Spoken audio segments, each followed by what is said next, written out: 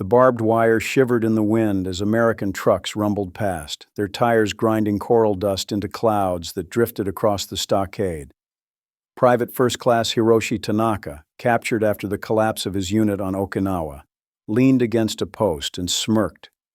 The Americans seemed to bring their whole world with them. Field kitchens, cots, crates stacked higher than a man's shoulders. "Merchants at war," he muttered in Japanese. "They are weak. They drown themselves in supplies because they have no spirit." His comrades, gaunt and ragged, chuckled at the line, savoring the brief taste of superiority. The laughter died as the engines overhead grew louder. At first, Hiroshi thought it was thunder rolling in from the sea. Then the first formation appeared. B-29 superfortresses climbing into the morning sky. They came in fours, silver wings glinting in the sun, the vibration of their Wright R3350 engines rattling the tin roof of the barracks. Hiroshi tried to count them, but the stream stretched beyond sight, new formations appearing even as old ones faded north toward Japan. He stopped at 100, shaken. He remembered what his instructors had told him in training. America was soft. They would quit when the cost grew too high. Yet here, at the very edge of the battlefield, their machines filled the sky with casual inevitability. A guard leaned on his M1 rifle, barely glancing upward. To him, this was routine, the day's shift. Hiroshi felt his stomach tighten. If this was routine, what did their full effort look like?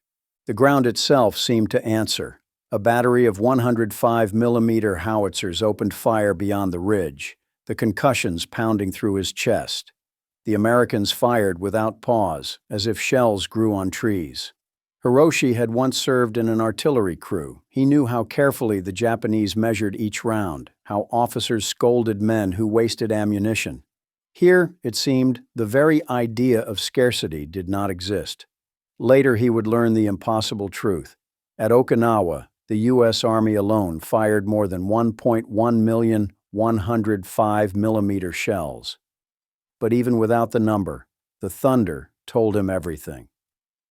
That night, rain drummed on the roof while the prisoners whispered. Some still clung to the old rhetoric, mocking Americans as spoiled children. Yet Hiroshi kept seeing those silver wings, hearing those endless barrages. He thought of his family back home, of the rationed rice and the blackouts in Tokyo. He thought of Japan's factories, shattered by firebombs, and wondered how many planes they could build now in a month. The answer chilled him. Fewer than the Americans had sent over his head in a single morning. Sleep never came. He lay awake in the darkness, watching the shadows of guards move against the fence. The Americans did not look weary. They did not look beaten. They looked as if they had more of everything, more food, more steel, more time. As dawn crept through the cracks in the roof, Hiroshi whispered a question he had once mocked in propaganda leaflets. How many more can they possibly build? The engines began again, rising like a tide. Rain hammered Okinawa in sheets so heavy that the horizon blurred into a gray smear. Corporal James Red Malloy hunched under his helmet, water running down the back of his neck, boots sinking into coral mud that sucked like quicksand. Every step forward was a struggle. He swore under his breath, his Midwestern drawl nearly swallowed by the roar of distant artillery. Back home in Iowa, he'd hated spring mud season. He'd fought to guide the mule-drawn plow through soggy fields, the black earth clinging to his boots until he could barely lift his legs. But that was nothing compared to this island. The coral soil refused to drink the rain. It pooled and swirled, filling foxholes and trenches until Marines had to bail them like leaky boats. The stink of wet canvas, diesel fuel, and sweat hung in the air. Then came the convoy. Malloy heard it before he saw it, the low growl of engines rising above the storm. Trucks emerged from the mist, headlights smeared by rain, each piled high with ammunition crates, rations, and medical supplies. Jeeps splashed through ditches. Half-tracks ground forward, their treads biting the muck. Even in the worst downpour, the line kept moving. Malloy shook his head. They had been under Japanese artillery fire for days, And yet here was another load of supplies, right on schedule. It felt impossible. He glanced at the ridge line, where American howitzers flashed like angry stars. The 105mm crews had barely paused since dawn, and the noise rolled across the island in constant rhythm. He remembered the figures whispered by an officer the night before. The 10th Army had already fired nearly 500,000 shells. By battle's end, it would be more than 1.1 million 105mm rounds. 1.1 million. Malloy tried to picture that in crates. Stacked on his father's farm, it would bury the barn, the house, even the cornfields. The thought made his head swim. He had faced Japanese fire before. On Peleliu, he'd hugged the ground as mortars screamed in. But here the ratio was lopsided. For every enemy shell that whistled overhead, 10 came back the other way. Malloy saw it on the faces of prisoners brought down from the hills. Hollow-eyed, they muttered in disbelief, as if the sheer weight of steel had broken something deeper than bone. Malloy's sergeant barked for the men to move up. He adjusted his rifle, grimacing as mud tugged at his boots. Each step was heavy, but his heart was lighter than it had any right to be. He knew the Japanese were brave. They had turned every ridge into a fortress, every cave into a tomb. But no amount of courage could match convoys that never stopped, guns that never cooled, skies that never emptied of bombers. At dusk, the storm broke. A pale sun bled through clouds, glinting off wet helmets and rifle barrels. Malloy paused, chest heaving, and watched another convoy grind up the hill. More trucks than his hometown had cars. More supplies than he thought could fit on the island. Somewhere, halfway across the world, factories were still working. Shifts of women, boys barely out of school, old men with calloused hands, all driving this unstoppable machine forward. Malloy wiped his hands on his soaked jacket. He thought of his father, once proud of a harvest that fed a county. Here, America's harvest was shells and rations, enough to feed and arm millions. For the first time that day, Malloy smiled. The mud could slow them, but it could not stop them. The ridge flashed again as the howitzers opened up. The ground trembled, the sky thundered, and Malloy trudged onward, knowing abundance itself was his greatest weapon. The wall in Captain Helen Ramirez's office looked less like a workspace and more like a battlefield. Columns of chalk figures covered every inch of slate, numbers scratched and erased, then written again in tighter, more precise hand. To anyone else, they were meaningless rows. To her, they were life itself, gallons of fuel, crates of rations, spare engines, replacement tires. Above all else, aircraft. She tapped her pencil against a figure circled twice, 96,318. That was the number of planes the United States had built in 1944 alone, nearly 100,000. It was not a forecast, not a goal. It was a completed fact. She mouthed the number silently, letting the scale of it settle in. Japan, according to intelligence briefings, had produced just over 65,000 planes during the entire war.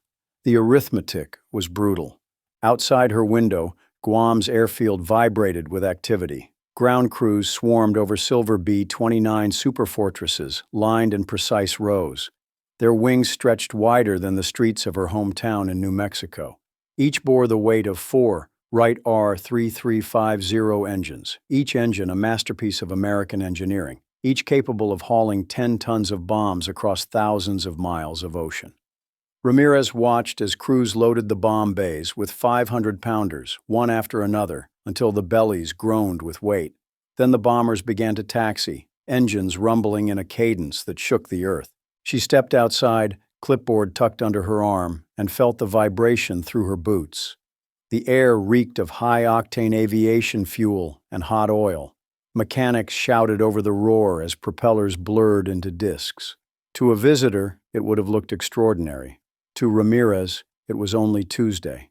She remembered a telegram from Boeing's Plant 2 in Seattle, reporting that women working double shifts had delivered another wing assembly 2 days ahead of schedule.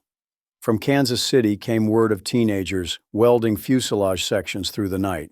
Across America, factories beat like a second heart, pumping metal and fire into the Pacific. If a plane was lost, 3 more waited at the dock. Production outran losses, always. Back at her desk, she flipped through sortie schedules. Tonight, 120 bombers would lift off for Tokyo. Tomorrow, another wave. The day after, another. The figures on her board turned into realities in the skies above, each column of numbers matched by columns of contrails heading west. She knew what the Japanese had believed, that Americans lacked endurance, that their comfort made them weak. But as she looked at her figures, she saw the truth laid bare. This wasn't comfort. It was discipline. It was a democracy that had turned every workshop, every factory, every farm into part of the arsenal. The United States was not improvising. It was manufacturing victory, day after day, until the math itself became a weapon. When she closed her ledger that night, she left one line unfinished. Tomorrow it would be filled again, and the day after, and the day after. The numbers did not end. They multiplied. She thought of the pilots climbing into their cockpits, their faces drawn but steady. Each mission was a roll of the dice for them, but for her, for the system she represented, each loss was absorbed without a tremor. America's factories were the safety net beneath the wings. She blew out her lamp, the smell of chalk dust lingering in the air. Outside, engines droned as the next wave took to the skies. The cadence had become so steady she barely noticed anymore, but she knew the sound meant something unthinkable for her enemy. To the Japanese, every plane in the sky was a miracle. To her, they were simply numbers in a column. The first shells fell just after dawn, their shrieking descent ending in a roar that shook the ridge like an earthquake. Private First Class Hiroshi Tanaka flinched instinctively, though the stockade fence around him meant he was far from the target. He knew the rhythm of artillery, the pause before impact, the concussion that rattled teeth. But he had never known it like this. The Americans didn't fire in bursts. They fired in rivers. The barrage built until it was impossible to separate one explosion from the next. The 105mm howitzers behind the lines barked in steady sequence, the recoil sledges slamming forward again and again, crews working like machines. The air filled with cordite, its sharp tang cutting through the wet morning. Beyond the ridge, geysers of black earth rose in waves, smoke crawling upward until the sky itself seemed to burn. Hiroshi had served as an artilleryman once, before his unit dissolved into chaos. He remembered the lectures from his sergeant. Conserve ammunition, fire only when certain of a hit. Every round was precious, every shell an investment. Japan could not afford to waste. Yet here, in the hands of the Americans, shells seemed endless. The guards barely flinched at the thunder. To them, this was background noise. One Marine leaned on his rifle, spat into the mud, and said to no one in particular, "That's just prep fire." Prep fire. Hiroshi let the words sink in. This apocalypse of sound and fury was not the main attack. It was only the prelude. His stomach churned. Later he would learn the figure. On Okinawa, the U.S. Army fired more than 1.1 million 105mm shells. 1.1 million. The number was so vast, it bordered on the unreal. But even without knowing it, he could feel the truth in his bones. For every Japanese round fired, 10 came back. The prisoners whispered it at night, 10 for 1. A diary smuggled between them recorded the same astonishment. When we fire 1 round, they send 10 back. As the barrage rolled on, Hiroshi covered his ears, but it did no good. The concussion struck through his chest, thudding in his ribs like a second heartbeat. The earth trembled with each blast.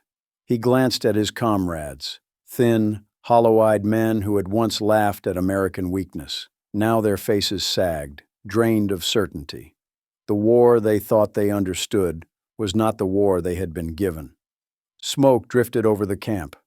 Through gaps in the wire, Hiroshi saw American infantry advancing under the umbrella of fire. Helmets low, rifles at the ready, they slogged through mud without hesitation. They knew their artillery had already plowed the ground ahead. They walked in the confidence of abundance. He thought of his family in Tokyo, rationing rice, living under skies blackened by incendiary raids. He thought of Japan's factories, already gutted by firebombs, struggling to produce even rifles. And he thought of the Americans, burning more shells in a day than Japan could manufacture in months. The barrage lifted as suddenly as it had begun. Silence fell like a held breath. Hiroshi's ears rang in the void. For a heartbeat, hope flickered. Perhaps it was over. Then the machine guns opened, rattling in short bursts, and the infantry pushed forward. The artillery had only cleared the path. The real killing had just begun. Hiroshi pressed his forehead to the damp earth. He had mocked America once, called them soft, decadent. But here, in the thunder of their artillery, he understood the truth. This was not softness. This was power shaped by steel and industry. Power so vast, it made mockery impossible. Another volley cracked. The ground shook. Hiroshi closed his eyes. Scarcity had no answer for abundance. The engines started before sunrise, their low growl building into a chorus that rattled windows across Guam. Captain Helen Ramirez stood on the edge of the runway, clipboard tucked against her chest, and watched as ground crews swarmed the first B-29. Spotlights cut through the mist, glinting off silver wings stretched wider than a city street. Mechanics hauled hoses, bomb loaders clanked winches, armorers bolted belts of .50 caliber rounds into turrets. It was a ritual she had seen hundreds of times, but the scale still made her throat tighten. She glanced at her notes. Today, 120 bombers scheduled, each a machine of staggering power, 4 Wright R-3350 engines, maximum speed over 350 miles per hour, operational range beyond 1,500 miles, with a bomb load of nearly 10 tons. Taken together, this single day's wave carried more destructive potential than entire Japanese air fleets at their peak. At 0600, the first engines roared to full power. The sound wasn't like anything Ramirez had known before the war. It was a vibration that lived in the chest, a bass note that made the ground hum. She imagined Tokyo's defenders hearing this chorus miles before the first bombs fell, each beat of the propellers a countdown. She thought of intelligence briefings pinned to her office wall. Japanese production had peaked the previous September with 2,572 aircraft in a single month, barely one-third of what American factories built in March 1944 alone. By the end of that year, the United States had rolled out 96,318 planes, nearly 100,000 in 12 months. Ramirez could hardly blame the enemy for disbelief. To them, numbers like that sounded like propaganda. But she had seen the manifests, signed the papers, and now watched the living proof rumble down the runway. The first bomber lifted off, its landing gear folding neatly away as it climbed into the gray morning. Then another, then another. Within minutes, the sky was alive with contrails, each line marking a path toward Japan. Ramirez counted instinctively until the horizon blurred. She lowered her clipboard. Counting was pointless. A group of Japanese POWs, pressed into labor on the base, stopped their work and stared upward. Their gaunt faces reflected the silver gleam of the aircraft. Ramirez couldn't hear their words, but she knew what they were thinking. They had been told Americans were soft, that democracy produced weakness. Yet here they stood, watching an air force that seemed endless. Some muttered, some shook their heads. A few sank to their knees in silence. By noon, the runway was quiet again, the ground littered with oil stains and discarded wheel chocks. To Ramirez, the silence was the loudest sound of all. It meant another wave was already on its way west, carrying fire and steel that would fall on factories, shipyards, and neighborhoods alike. The sky above Tokyo would blacken, not from storms, but from American industry in flight. She returned to her office, chalk dust on her fingers, and updated the sortie board. Tomorrow's column already filled the page.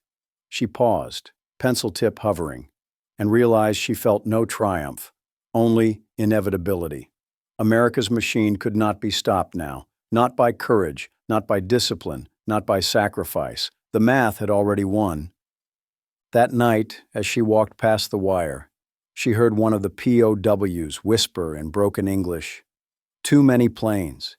He wasn't wrong. Ramirez looked up at the sky, faint contrails still glowing in the fading light. The impossible statistic echoed in her mind. 96,000 planes in a single year, enough to blot out the horizon. The interrogation room in Tokyo smelled of damp paper and cigarettes. The war had been over for weeks, yet the air was still heavy with defeat. At a long wooden table, a former Imperial Japanese Navy officer shuffled a stack of reports. His hands trembled as he spread the papers across the surface. Charts, graphs, production logs, painstakingly compiled for his American captors. Captain Helen Ramirez sat across from him, flanked by translators. She had left Guam weeks earlier, summoned to assist the United States Strategic Bombing Survey. Her task was to measure, in cold arithmetic, how Japan's war machine had collapsed. She had spent years adding numbers on chalkboards. Now she wanted to see what those numbers had meant to the enemy. The officer, once proud, no longer met her eyes. Instead, he tapped a pencil against a chart, the line for American aircraft production rising like a mountain. The Japanese line barely budged before plunging toward the axis. "This," he said softly through the interpreter, "is where we lost the war." He pointed to September 1944. "We produced 2,572 aircraft that month. It was our greatest effort. But you—" He paused, shaking his head. "Your factories made that in a week, perhaps 3 days." Ramirez leaned forward. The figure matched her ledgers. 96,318 American planes in 1944, almost 100,000 in a year. For Japan, the total across the entire war had been barely 65,000. She watched the officer trace the graph again, his finger following the steep American climb. His voice broke as he admitted, "We could not replace our losses." "You always could." In the corner, a group of Japanese POWs listened, their faces hollow. Some had once mocked the idea of American abundance, calling it a crutch for weak soldiers. Now they stared at the chart, silent, realizing the truth that had been hidden from them. The ridicule of soft America dissolved in the face of mathematics. The officer continued, his tone weary. "When we fired one shell, you sent 10 back. When we lost a plane, you built 10 more. We believed spirit would triumph over material. But material was endless, and spirit has limits." Ramirez wrote the words down carefully. They would join thousands of other statements, evidence that America's strategy had not only destroyed cities, but broken faith in the Japanese system itself. The war had been decided not just by courage or tactics, but by factories and assembly lines running day and night. She studied the graph once more. The American line soared upward, smooth and relentless. The Japanese line collapsed in jagged fits, first under submarine blockade, then under firebombing, until by 1945, production was a trickle. She thought of the women at Boeing, the boys in Kansas City, the welders in California. They had never seen Okinawa's mud or Tokyo's flames, yet their work had made this curve inevitable. The officer set down his pencil and bowed his head. "We were beaten before we began," he murmured. Ramirez closed her notebook, her throat tight. She had not come for triumph. She had come for understanding. But what she saw in that room was something greater than victory. It was revelation. The war had not been won in a single battle. It had been won in the unbroken discipline of production, in the arithmetic of democracy turned into steel. As she stood to leave, she caught one last glance at the prisoners by the wall. Their eyes followed the curve of the American line, disbelief etched into their faces. Numbers had done what bombs alone could not. Outside, the sky over Tokyo was pale and empty, contrails gone, engines silent. Yet the echoes of those factories still hung in the air. The shipyard whistles shrieked in celebration as the SS Robert E. Peary slid into the water. It was December 1942, and in Portland, Oregon, thousands of workers cheered as the Liberty ship's bow kissed the river. Built in just 4 days, 15 hours, and 29 minutes, it was a feat that defied imagination. For the men on the front lines, the story spread like wildfire. America could build a full cargo ship faster than most nations could patch a single destroyer. 2 years later, Corporal James "Red" Malloy stood on the beachhead of Okinawa, watching the gray silhouettes of Liberty ships anchored offshore. Their hulls formed a jagged horizon, each one groaning under the weight of ammunition, rations, fuel, and vehicles. Cranes swung crates onto landing craft. The sea churned with activity, and the line of vessels stretched farther than his eyes could follow. Malloy had learned to respect the quiet power of these ships. They weren't glamorous like carriers or battleships. They were boxy, ugly even, but they were lifelines. Over 2,700 had been built since 1941, averaging one every 42 days. Each carried over 9,000 tons of cargo, food, shells, fuel, tanks. Together, they gave the American military the ability to fight on every ocean and land on every beach. That afternoon, he watched Japanese prisoners unloading crates under guard. Their thin arms strained as they passed boxes stenciled with U.S. Army ordnance. Malloy noticed the way one prisoner paused, reading the markings, his lips moving as if calculating. Finally, the man shook his head in disbelief. Malloy understood why. A single Liberty ship carried more shells than some entire Japanese divisions had been issued in a year. Later that evening, Malloy shared coffee with a Navy lieutenant who explained how the ships were built. Prefabricated sections, the officer said proudly. They weld them together like toy blocks. Workers come in shifts around the clock. Women, kids barely out of school. Everyone pulls a torch. He grinned. Hell, we built one in 4 days just to prove we could. Malloy chuckled, then grew quiet. He thought of his father back in Iowa, who had spent months building a barn with neighbors. 4 days for a ship the length of 2 football fields.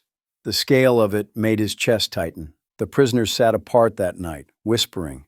Malloy couldn't hear their words, but he recognized the hollow look on their faces. They had once mocked American dependence on machines and ships, convinced their own spirit would prevail. But the gray hulks offshore told a different story. Spirit alone couldn't fill a stomach or feed an army. America had made logistics its deadliest weapon.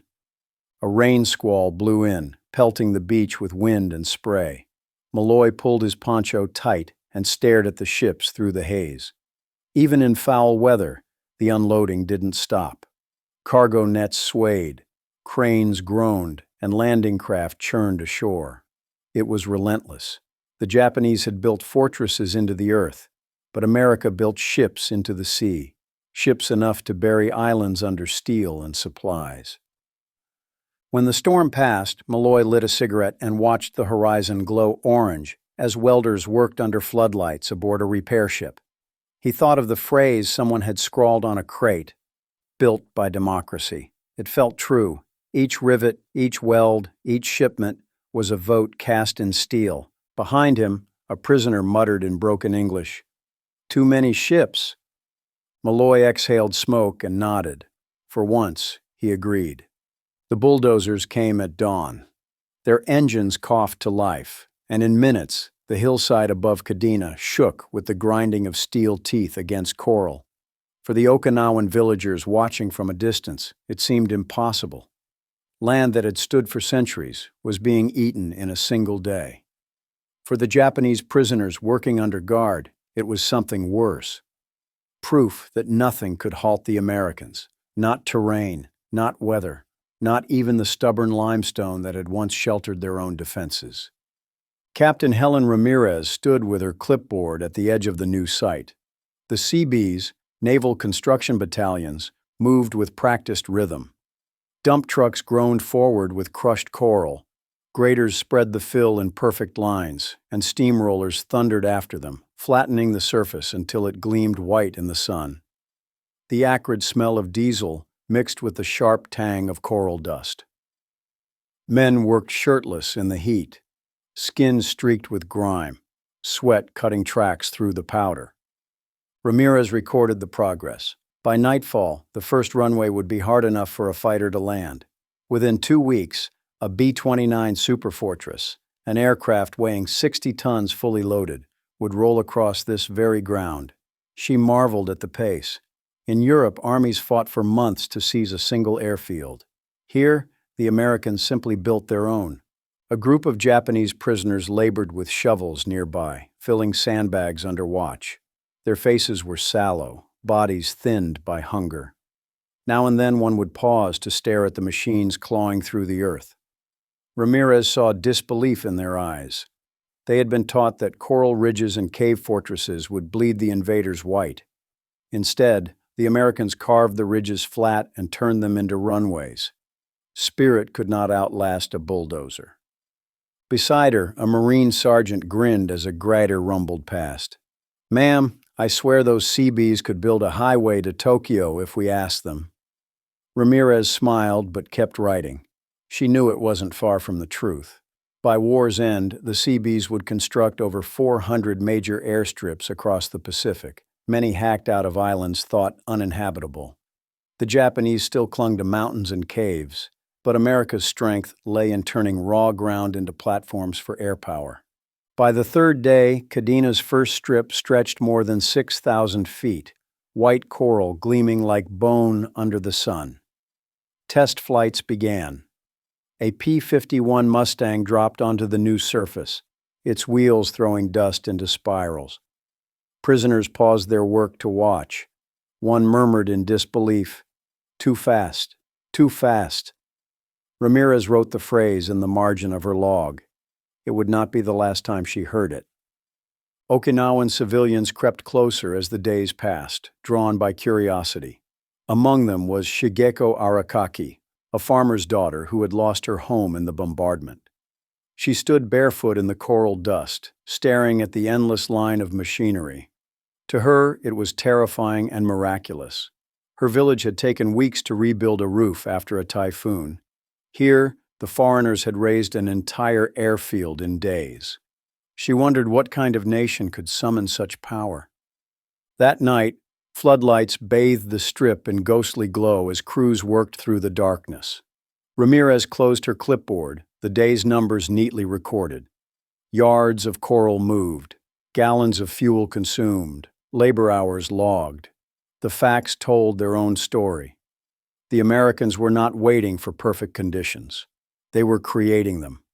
When dawn broke again, the airfield stretched farther than before, its surface ready for squadrons yet to arrive.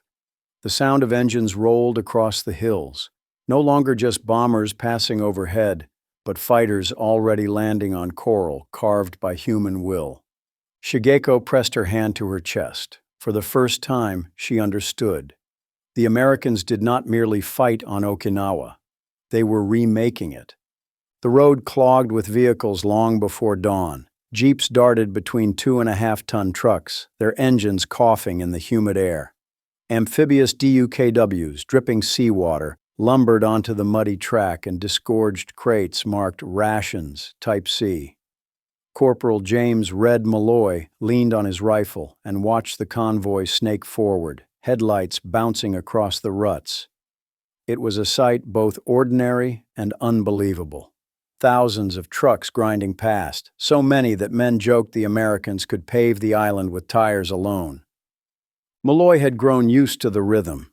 Convoys that never ended, cranes that never stopped swinging, landing craft that seemed to multiply like ants.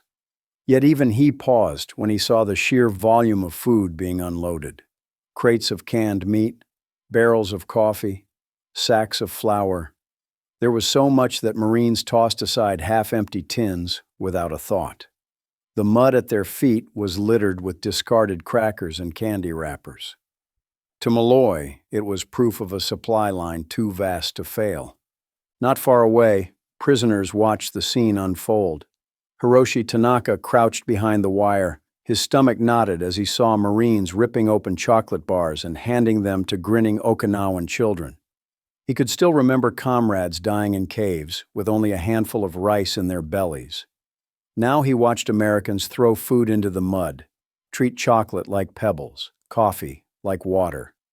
The sight burned deeper than any artillery barrage. For the Okinawan civilians, it was bewildering. Shigeko Arakaki clutched a Hershey bar tossed to her by a passing soldier. The paper wrapper gleamed in her hands like gold leaf. She broke it into pieces, sharing it with her younger siblings, the sweetness exploding across tongues accustomed to hunger. Around her, other children laughed with sticky mouths, while their mothers stared at the abundance with quiet awe. The foreigners had enough to give candy away in a war zone. Malloy lit a cigarette and leaned against the side of a truck, listening to the gears grind as another load of ammunition rolled up the hill. He knew the joke that floated among the infantry. The American army didn't march on its stomach. It rolled on its trucks. He remembered hearing the figures, nearly 700,000 trucks built during the war, more than every Axis nation combined. Looking at the endless line stretching across the horizon, he believed it. Nearby, a prisoner muttered in Japanese, his voice thick with disbelief. Hiroshi translated quietly for himself. "They fight with food the way we fight with bullets." He pressed his forehead to his knees. Spirit, he realized, could not conjure trucks or chocolate. His nation had asked soldiers to endure starvation as proof of loyalty. The Americans conquered by giving children sweets. At dusk, as the last trucks rattled past, floodlights flickered on and cranes swung into motion once more. Supplies would flow through the night. Malloy finished his cigarette, crushing it into the mud, and watched another Hershey bar arc through the air into a child's waiting hands. He smiled faintly. America's factories had given him rifles, shells, trucks, but it was the candy that told the truest story. They had enough to fight, enough to waste, and enough to share. Behind the wire, Hiroshi closed his eyes against the sight. For the first time, he envied not the American soldiers, but the American children. Growing up in a country where abundance seemed as natural as rain. The convoy engines droned on, a lullaby of industry that did not sleep. The lagoon at Espiritu Santo shimmered under the South Pacific sun, calm and turquoise, its coral floor visible through water as clear as glass. On shore, bulldozers growled, their blades pushing crates, trucks, and even heavy machinery toward the edge of a pier. At first, Corporal James Red Malloy thought it was routine unloading. Then, he saw the bulldozers push too far. A 10-wheel truck, brand new, tumbled into the surf with a splash, bubbles bursting to the surface. Behind it came stacks of crates, steel barrels, even a crane, all shoved into the lagoon as if they were trash. The Americans called it $1 Million Point. After the surrender of Japan, surplus gear poured into the Pacific had become more costly to haul home than to discard. So they chose the sea. Bulldozers pushed vehicles into the water. Engines still oiled, tires still new. Jeeps slid beneath the waves like toys in a bathtub. Locals and Allied observers stood in silence, mouths open, watching wealth beyond imagining sink into blue oblivion. For Malloy, it was surreal. He had lived through mud and hunger on Okinawa, seen Marines fight for scraps of cover. Now he watched the war's leftovers tossed aside as if they were nothing. He leaned against a pier post, cigarette smoldering, and shook his head. The impossible truth was this: America had built so much that victory could be measured in what it wasted. Nearby, a group of Japanese prisoners being repatriated for labor detail stopped to watch. One man clutched the fence, his eyes wide. He whispered in disbelief, "They throw away more than we ever had." His voice trembled, part awe, part despair. For men raised on scarcity, the sight was a cruel miracle. Captain Helen Ramirez, now attached to a demobilization unit, recorded the inventory, her logbook filled with impossible lists. Trucks, bulldozers, cranes, crates of rations, all scuttled. It was arithmetic at its coldest. The cost of shipping back exceeded the value of the cargo. Yet she paused, staring at a jeep rolling into the deep, and wondered how the enemy must see it. They had bled for every rifle, every shell. America had so much it buried them at sea. Okinawan civilian Shigeko Arakaki, relocated with her family to assist Allied bases, stood beside her. She clutched her younger brother's hand as he gaped at the spectacle. In her village, people had once fought over a handful of rice. Here, the Americans tossed food into the surf because it was too much trouble to store. The contrast tore at her heart. Gratitude and grief mixed, leaving her dizzy. Malloy exhaled smoke and muttered, "Hell, they could have built another island with what we dumped here."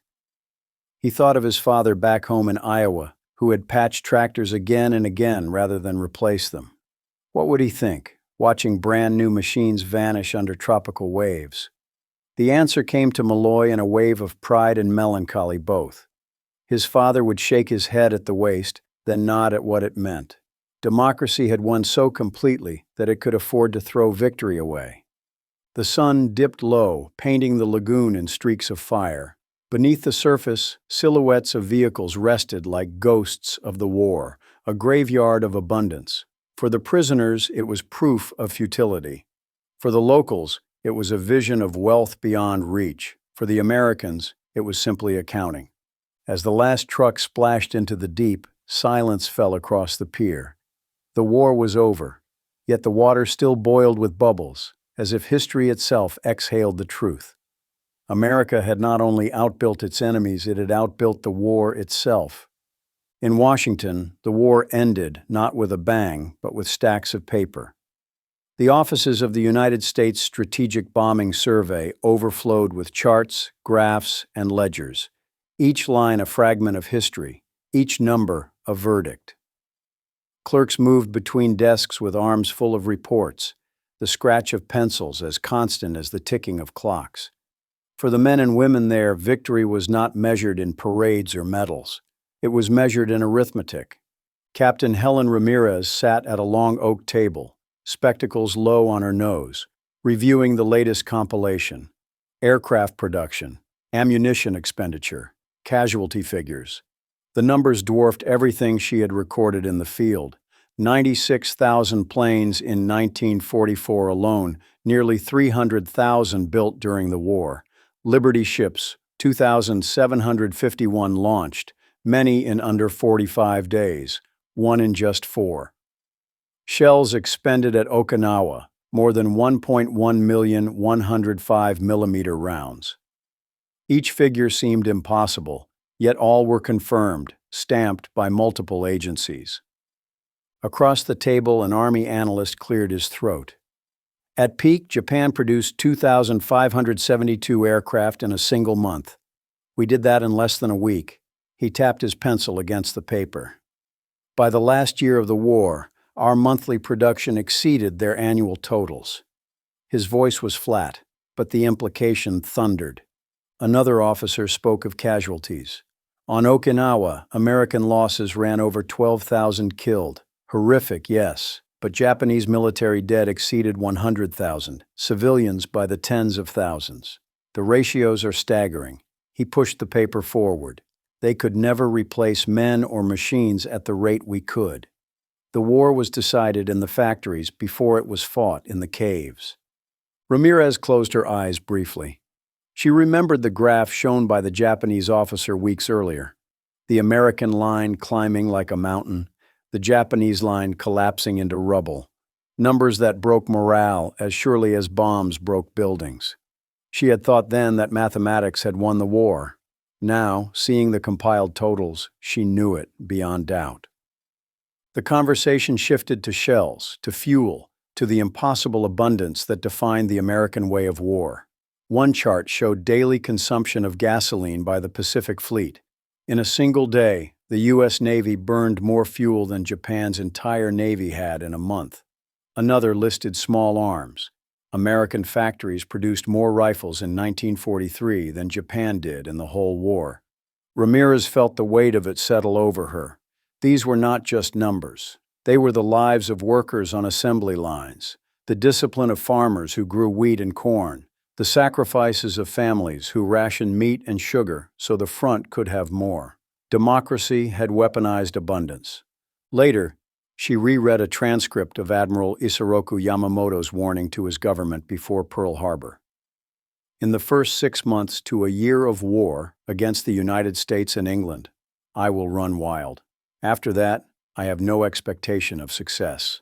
His words now felt prophetic. America's arsenal had crushed his prediction into fact. As night fell, Ramirez left the building and walked past the Capitol dome glowing in the distance. She thought of the prisoners who had whispered too many planes, the villagers who had clutched chocolate bars as miracles, the Marines who had fought through mud while convoys rolled without end. All of it was contained in the charts she carried under her arm. Inside, the clerks worked on, their pencils scratching. History, now reduced to numbers. Yet those numbers spoke with a voice louder than guns. The train home rattled across the Iowa plains, its cars filled with returning veterans, duffel bags slung in racks overhead. Corporal James Red Malloy sat by the window, watching fields roll past in the spring sun. He had left those same fields as a farm boy with calloused hands. Now he returned with the weight of Okinawa still on his shoulders. In his pack, he carried a Hershey wrapper, creased and mud-stained, a reminder of how abundance had shaped the war as surely as rifles or shells. Back in Guam, Captain Helen Ramirez closed her last ledger and packed it into an archive crate. Her columns of numbers would sit in government basements for decades, but she knew what they meant. They told the story of a nation that had produced 300,000 aircraft, 2,700 Liberty ships, and millions upon millions of tons of supplies. She thought of the Japanese officer who had traced the graph of despair with his finger, confessing that spirit alone could not outpace factories. Ramirez understood now that her weapon had not been a rifle or a bomb, but arithmetic written in steel. On Okinawa, Shigeko Arakaki walked along the rebuilt roads of her village, her younger sibling skipping beside her. In her hand, she carried a piece of American chewing gum, given freely by a soldier weeks after the fighting ended. For her, the memory of war was not only fire and hunger, but the bewildering generosity of an enemy who had dropped sweets into children's hands while their nation starved. She would remember that contrast long after the soldiers left, the empire that demanded sacrifice unto death, and the democracy that gave away chocolate even in battle. And far across the sea, Hiroshi Tanaka returned to Japan aboard a crowded transport ship. He leaned on the railing, staring at the ruined coastline of his homeland as it came into view. Factories lay gutted, cities burned. He thought of the endless convoys, the bombers that blotted out the sky, the trucks that rolled until the horizon itself seemed full. Once, he had laughed at the Americans, mocking their softness. Now he carried a different memory. Guards who called a 1,000-plane raid routine, bulldozers that leveled coral in days, ships tossed into lagoons because there were too many to use. Spirit, he realized, had been crushed not by cowardice, but by abundance so vast it became a weapon of its own. Historians would later write that World War II was won not only on the beaches and in the skies, but in the factories of Detroit, the shipyards of Portland, the assembly lines of Kansas City and Seattle. Veterans would nod because they had lived the proof. America had built more in a single year than its enemies could in the entirety of the war. It had fought not just with rifles and courage, but with trucks, planes, ships, and even candy bars. For Malloy, the war's legacy was simple. His father's harvest had once fed a county. The nation's harvest of steel and fuel had fed an army and liberated half the world. For Ramirez, it was numbers written in chalk, numbers that proved democracy could mobilize faster and stronger than any dictatorship. For Shigeko, it was a chocolate bar shared with her family, sweeter than anything she had known. For Hiroshi, it was silence. The silence of a soldier who realized the battle had been lost the moment the factories roared to life. As the train carried Malloy home, he thought of the endless convoys, the roaring bombers, the thunder of artillery. He whispered a truth that bound every perspective together. 100,000 planes, and with them the freedom of the world.